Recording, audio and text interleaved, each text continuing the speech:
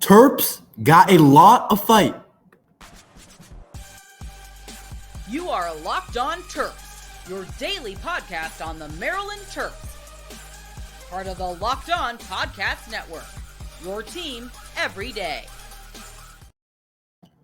What's up, everyone? I'm Tre Moore, video content creator for 247 Sports and InsideMarylandSports.com, and host of Locked On Terps, part of the Locked On Podcast Network, your team every day. So thank you for making us part of your day. And today's episode is brought to you by FanDuel. Make every moment more. New customers join today, and you'll get $150 in bonus bets if your first bet of $5 or more wins. Visit FanDuel.com/lockedon to get started. Terps still got a ton of fight as they take down the Rutgers Scarlet Knights on the road. Maryland beat Rutgers on the road pretty handily as they win 63-46 yesterday afternoon. I'm sure a lot of you Maryland fans were able to watch that game on a Sunday afternoon. Just a nice little game to have on after a long weekend, a little bit of a heavy weekend, at least for me, and just be able to turn on that Maryland game at 12 o'clock. I like kind of playing at that time. It's early in the day. You don't have a whole lot to do maybe, and it's just a good time for basketball, kind of taking the place as usually where I'd be watching Sunday football at about 1 o'clock. And about at the same time, Maryland was playing Rutgers, so there's nothing better than a little bit of Maryland basketball on the road against Rutgers at 12 o'clock on the BTN network. Just a solid game where Maryland absolutely crushes Rutgers 63-46. Maryland moves to 15-13 overall and 7-10 in conference. Obviously not where we want to be, but I am proud of this Maryland team for continuing to fight, to continuing to try and improve, to continuing try to play good basketball. Because last night I saw a Rutgers team that didn't look like they had a lot of fight, and that is around the same spot as us. They're looking at this game and saying, like, probably what's the point of it? We're not going to March. There's not a whole lot going on for our program this year. We're kind of ready for next year, getting ready for those two top recruits. I think we're in a similar boat. We just got Derek Queen. They got two of the top 3 recruits in the country, and Ace Bailey and Dylan Harper, 2 guys that are going to be really great to play, and I can't wait to go against them with our own 5-star Derek Queen and, of course, the rest of the Maryland team overall. And they look like they're more thinking about next year in terms of how the game looked. And I'm not saying Rutgers didn't try, but Maryland definitely had a lot of grit, and they put in a lot of effort into that game. That's why I said the Terps still got a ton of fight. It didn't look like we were ready to go on to next year, and there's still a couple more games to play, and wins are wins. It's good to win games. But personally, I don't like Rutgers. I don't like them. Not because of their team, not because of their coach, not because of something that actually is with Rutgers. I don't like their fans. I'll be honest, I don't like them. Like, I felt like 50 of them attacked me because I said they weren't a very good team on the first time that we played them in the first game where we ended up losing at home to a Rutgers team we should have never lost to, and I'll stand by that.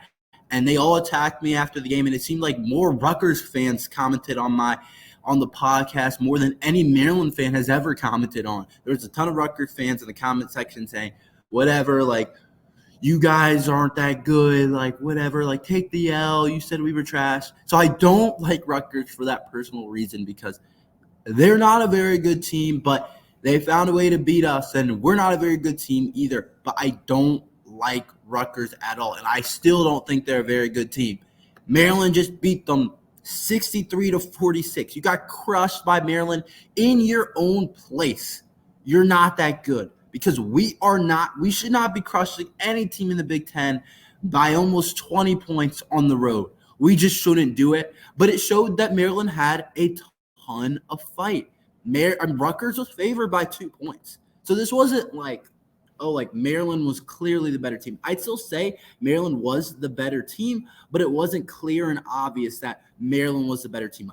Vegas thought that Rutgers would win this game on the road, and of course you get a couple of points.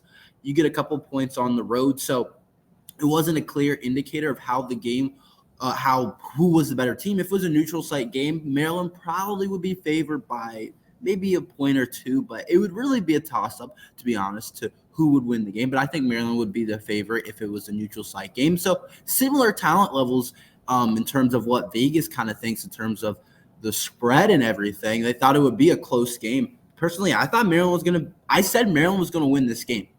I'm not going to lie. I don't know if I thought Maryland was going to crush Rutgers. I didn't give a score prediction. I didn't think it was going to be like almost 20 points. But I thought Maryland was the better team clearly, and I think that showed out. Even though we split the season series to Rutgers, I think nobody's coming away saying that Rutgers is better than us. I think it's clear that we are better than Rutgers, and we clearly put in so much more effort in their place on the road, and it started defensively. Two teams that are top of the Big Ten in defensive statistics, two teams that have had to depend on their defense to win games, two teams that haven't been good offensively all year. So defense was going to be a key of this game. Whoever won the defensive battle and whoever outplayed each other on defense was probably going to win this game, and Maryland was able to do so. Maryland was able to absolutely clamp Rutgers. We clamped them, and that was why I said Maryland put in a ton of effort and they showed a ton of grit, and it's really great to see a team not give up and show a lot of fight, because that's what defense is overall. Defense on the basketball court, I don't know what percentage you guys would say it is, but a large percentage of defense on the basketball court is just how much effort you're putting in to the defensive side of the ball. And Maryland clearly put in a ton of effort on the defensive side of the ball. It was clear in how they were going about it. They take pride on defense. They've done that all year. And that's why I say the Maryland team has a lot of fight overall. Rutgers scored 46 points. 46 points. 46 points in your building at home? That's not going to get it done. But overall, I think a lot of it had to do with Maryland. Sure, Rutgers didn't shoot the ball great, but a lot of that had to do with what Maryland did. And if you thought Maryland's offense was bad, this Rutgers offense was terrible. And it's not like Maryland's offense just went absolutely crazy. Usually the flow of the game, if one team scores like 46 points, you're not going to go and score like 80. That's not really how it works. But Maryland's offense only had, 63 points? So it's not like Maryland's offense did anything astonishingly different and crazy. Rutgers just scored 46 points. Maryland forced Rutgers to shoot 37% from the field. They shot 37% from the field. That's not good at all. That's credit to Maryland. Had a lot of fight last night. That's a lot of fight in my opinion. It's forcing Rutgers to shoot 37% from the field. And then even worse, they shot 18.2% from the three-point arc. Some of that's just Rutgers missing shots, but some of that's a good effort to the last second of the shot clock by the Maryland defense. I give credit to Kevin Willard and the rest of the staff and all the players for showing that fight in this game that seems like a lot of people probably don't think it matters. A lot of people probably aren't watching this game. A lot of Maryland fans probably have kind of given up on the season. You're at Rutgers in a building, not a crazy atmosphere on the road, but you find a way to get up for that game and show a lot of fight on the defensive side of the ball, where the identity has been all year. That's effort-based, in my opinion. And I love that the Maryland Terrapins were able to take pride in that and were able to win in that type of game, because I know not all teams are doing that. You're not always going to be able to just get up and play such good defense consistently all year. And defense has won us a lot of games this year. Basically, every game we've won, pretty much all of them have been a big part has been on the defense side of the ball, which has been effort-based, in my opinion. And then also another thing that is effort-based that Maryland has outdone Rutgers is on the rebound on the glass. Maryland absolutely won the battle of the glass, and it wasn't really close. Maryland out-rebounded Rutgers 42-29, which was perfect. Perfect. The couple of things that you look at on the basketball court that is more about motor and less about is rebounding and defense. And I already talked about the defense being effort-based, but rebounding was also big time for the Terps.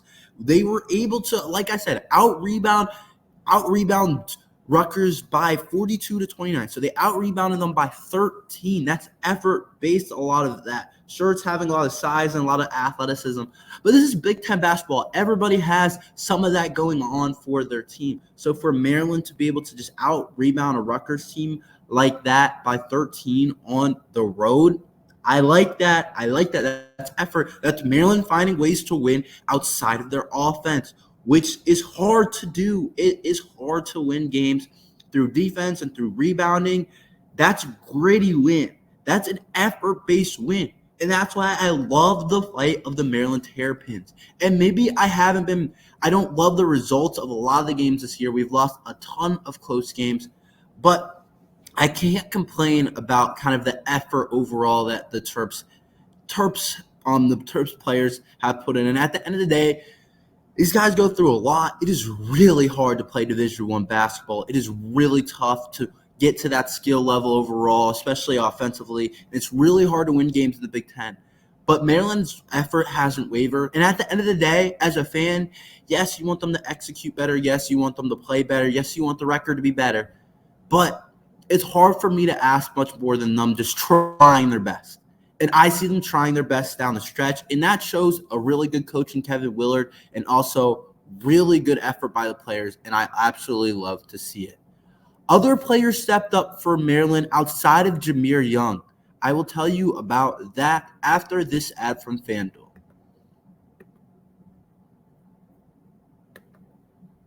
Get buckets with your first bet on FanDuel, America's #1 sports book. Because right now, new customers get $150 in bonus bets with any winning $5 bet. That sounds like a good deal to me. If you make any $5 bet, any winning $5 bet, you get $150 in bonus bets. Don't miss out on that deal on FanDuel. That's $150 if your bet wins. Bet all your favorite NBA players and teams with quick bets, live same game parlays, exclusive props, and more. So if you want to bet Steph Curry threes, or you want to bet LeBron James over in points or rebounds, or if you want to bet a team like, if you're a DMV sports fan and want to bet the Wizards to win, you can do all that type of stuff on FanDuel.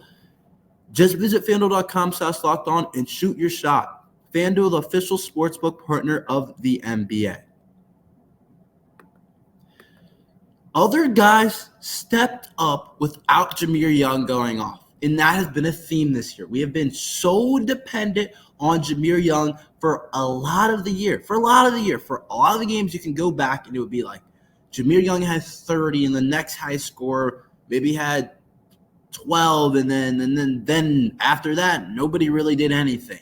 And so we have been so Jahmir Young dependent that I think it has hurt us a ton next year. And I think this is good for our team because next year, Jahmir Young is gone.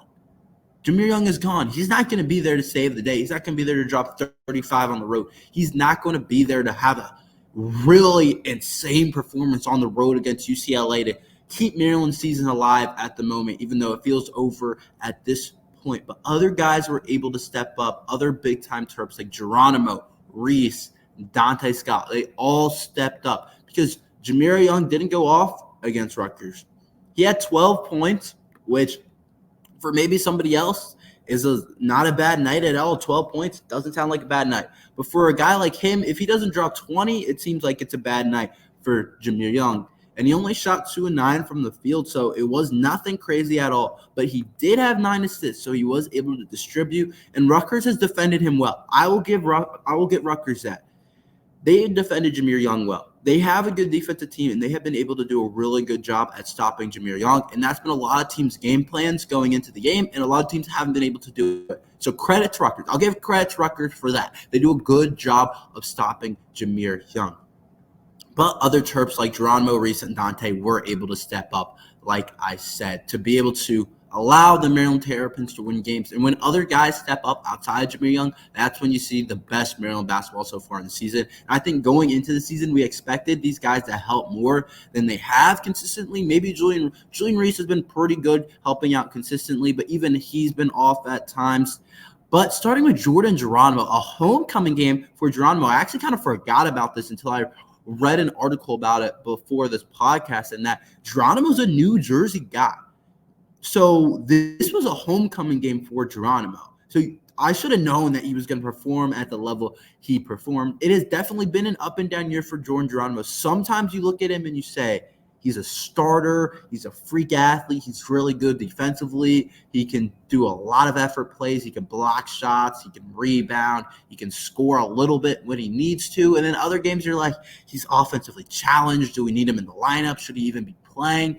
That's been the back and forth Jordan Geronimo, honestly, and it's hard to kind of read it, and it's hard to kind of see what exactly can he be. He's been inconsistent, but in this homecoming game for Jordan Geronimo, he was very up for the challenge of the Rutgers team. He played one of his best games as a Terp, I thought, with 11 points and 11 rebounds.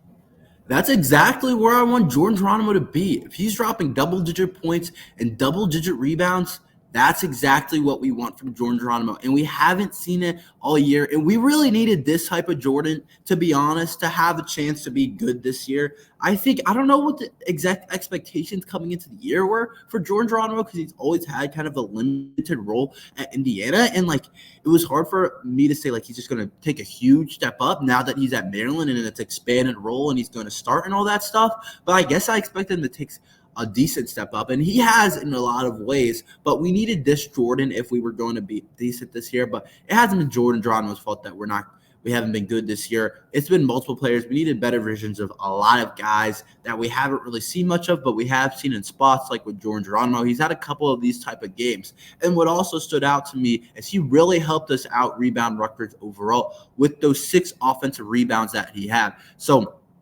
he put in a lot of effort. He showed a lot of fight, which is my point in the first segment. So Jordan Geronimo did a good job of stepping up with Jameer Young having an type of day with 6 offensive rebounds, 5 defensive rebounds, 11 rebounds overall. And then you also look at it, he had 11 points, a really good homecoming day, which I'm really happy for him to have that type of day because he had plenty of family members in attendance for that game. And Julian Reese was our best player last night, but last afternoon against Rutgers Scarlet Knights. Julian Reese, he's been mostly on, but he's had a really good stretch of games, I think. He's really turned on that switch. We kind of, similar to Jordan Geronimo, we kind of needed that in some earlier games this year. I think about Purdue, where he barely scored. I think he scored 2 points against Purdue or something like that. He's been in foul trouble, different spots. We needed Julian Reese this entire season, but it's better late than never, kind of. Reese had 20 points and dominated Rutgers. And the interesting thing about this is he was really aggressive. There's been points this year when he hasn't been aggressive. When we got into the early stages of Big Ten, it was just starting Big Ten play, and we just got out of non-conference play and that kind of stretch.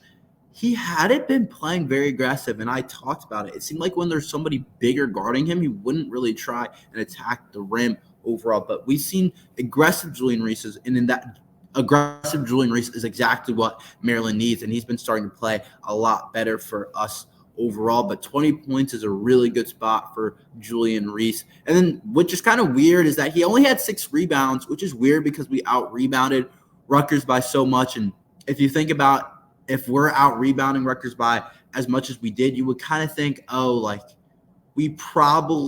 Reese probably had 12, 13 rebounds, but that wasn't the case. Other guys on the team like Jordan Geronimo stepped up and were able to get rebounds. And then Dante Scott also played well, stepped up with 11 points yesterday. We needed his production. He shot the 3 ball very well. He's improved as a 3-point shooter. He was not always this elite 3-point shooter.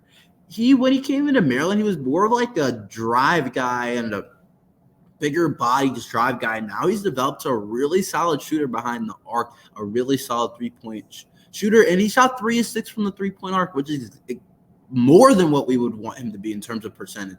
If you're above 50%, you're in a good spot, and we've needed Dante Scott. And when we get this other production, we get 11 from Jordan Geronimo, and we get 11 and 3 for 6 from the 3-point arc from Dante Scott, and when we get 20 points from Julian Reese, we're in a good spot. It's a really good spot for Maryland to be in overall, and we can win games like that, and we can beat really good teams doing that when we get production from other guys. Deshaun Harris-Smith struggled, shot 0 for 4 from the 3-point line, but did contribute from the field with 7 points, but he's still getting better. We got to be patient with him and Kaiser. Kaiser also struggled, only having 2 points and shooting 0 for 2 from the three-point line overall, but those guys are going to get better, and we just got to let them figure things out overall. Like I said, don't give up on the freshmen, but overall, I'm proud of how other guys stepped up.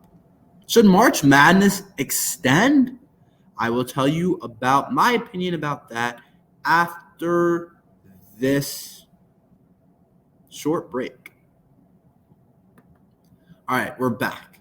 March Madness should not extend the field. So there's this interesting thing going around that March. I don't know how true this is, but people were talking about it a little bit, and they were like, March Madness should extend the field. And it's already at 64 teams, which to me, 64 teams is a big field, and they could potentially field up to above 90 teams. I don't know exactly how that works. I don't know if some people would have a bye. I think it was I want to say it was 96. I don't know exactly what the number was, but above 90 teams it was, around 90 teams. And I'm going to say I don't like that idea at all. The regular season would get pretty dumb if we decided to extend the playoffs. Just imagine how many teams will get in. There are so many teams that already get into the tournament, and they're bringing some value to the college basketball regular season, just enough. It's in a great spot where if you have a pretty good season, you can compete for the national championship and go on some insane run. If you have a really good season, you can also do that. And then it's like if you have a bad season, you're not going to be able to do that. And that's okay with me. I like it that way.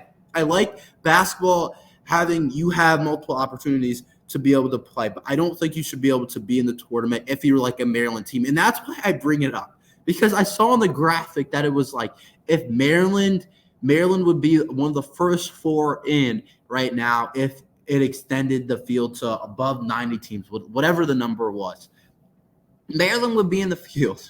Isn't that kind of interesting? After the season that we've had, we would be in the tournament right now if it was above 90 teams. And don't get me wrong, that would be really fun, not just because if Maryland was in it. Obviously, I would love Maryland to be in March and Maryland to have an opportunity to play in the dance. It brings some publicity. It's just so fun. It's like preparing for that type of game because you don't know what can happen. Literally anything. You could be anybody in March. And I think there's been plenty of matchups that shown that, whether it's a 1 seed beating a 16 seed, 2s beating, or a 16 beating a 1, or 15 beating a 2. There's so many different type of opportunities that can go down in March, but I don't think that they should extend it. I even if Maryland was in it, I can't say we deserve to be in March Madness. If they extended the tournament and we were able to be in it, it just doesn't seem right to me. We're not a good team. I think, what did I say we moved to? I said it earlier. I think we moved to 16-3 now overall, or 15-3 overall. No, a 15-3 Maryland team shouldn't be one of the last four into the tournament. That shouldn't happen. I was all in favor of extending the college football playoff because there was legit reasoning behind it. If you looked at the Florida State game or the Florida State season, they had a legit argument to be in the field. I personally thought Bama should have been in. I thought they were the better team, and I thought about how the committee's rules were set up, how they say they choose the 4 best team, and I think Alabama was one of the 4 best teams at that point, and they were better than the Florida State team. And I think it was pretty obvious that Alabama at that point in the season with Florida State's quarterback out was the better team. But you could legitimately have an argument for Florida State being in the college football playoff overall.